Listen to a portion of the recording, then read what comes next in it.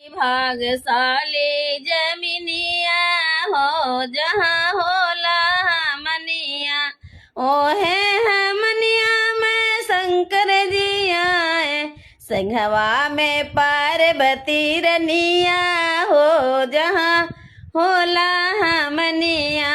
बड़ी भागशाली जमीनिया हो जहाँ होला हमनिया, यो है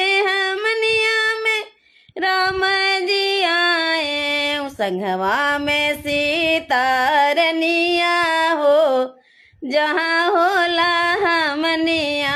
बड़ी भाग्यशाली जमीनिया हो जहाँ होला हमनिया, ओ है हमनिया में कृष्ण जी आए, संघवा में राधा रनिया हो जहाँ होला हमनिया।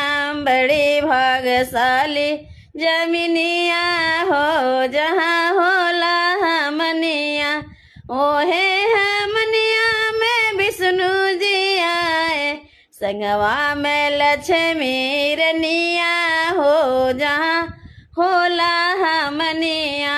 बड़ी भागशाली जमीनिया हो जहाँ होला हमनिया।